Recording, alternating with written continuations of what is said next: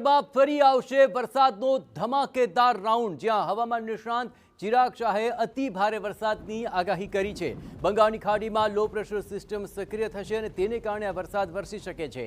આવનારા 3 દિવસમાં સિસ્ટમ ડિપ્રેશનમાં ફેરાય તેવી પણ શક્યતા જોવાઈ રહી છે અને તેને લઈને દક્ષિણ ગુજરાતમાં સુરત, વાપી અને નવસારીમાં અતિ ભારે વરસાદની આગાહી છે। પંચમહાલ અને દાહોદ સહિતના વિસ્તારોમાં પણ ધોધમાર વરસાદની આગાહી વ્યક્ત થઈ છે। અમદાવાદ અને ગાંધીનગરને પણ મેઘરાજા ઘમરોડી શકે છે।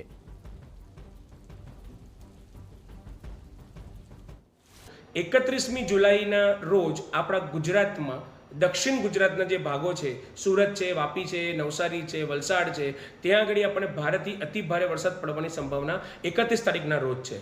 સાથે સાથે પંચમહાલ, દાહોદના વિસ્તારની અંદર ભારેથી અતિ ભારે વરસાદ પડવાની સંભાવના છે।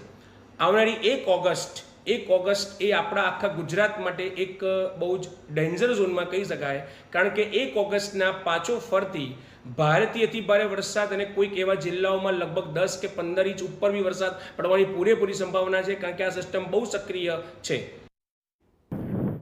તો 1 ઓગસ્ટને લઈને આ સૌથી મોટા સમાચાર છે। આગામી દિવસોમાં સમગ્ર રાજ્યને મેઘરાજા ઘમરોડશે। રાજ્યમાં 1 ઓગસ્ટના રોજ ફરી એકવાર ભારે મેઘ ખાંગા થઈ શકે છે। અનેક વિસ્તારોમાં 10 થી 15 ઇંચથી વધુ વરસાદ ખાબકી શકે છે અને સૌરાષ્ટ્રના કાંઠા વિસ્તારો, કચ્છ અને મધ્ય ગુજરાતમાં ભારે વરસાદની આગાહી છે। ઉત્તર ગુજરાત અને દક્ષિણ ગુજરાતમાં પણ સાર્વત્રિક વરસાદની શક્યતા જોવાઈ રહી છે। 2 ઓગસ્ટે પણ છૂટો છવાયો અને અતિ ભારે વરસાદની શક્યતા વ્યક્ત થઈ છે। એ સિવાય 3 અને 4 ઓગસ્ટથી વરસાદનું જોર પાછું ઘટી શકે છે। એટલે 1 ઓગસ્ટ એ આપણા ગુજરાતમાં લગભગ બધી જ જગ્યાએ વરસાદ જોવા મળશે। તમામ તાલુકા અને તમામ જિલ્લાની અંદર આપણે વરસાદનું જોર જોવા મળશે અને જે મેં રીતના કીધું એ રીતના ભારેથી અતિ ભારે વરસાદ આ જિલ્લાઓની અંદર પડશે।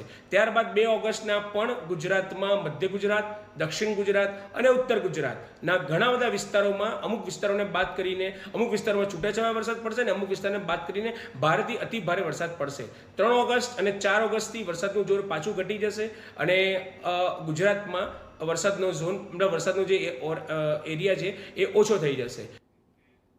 હવે વાત ગુજરાતમાં મેઘરાજાની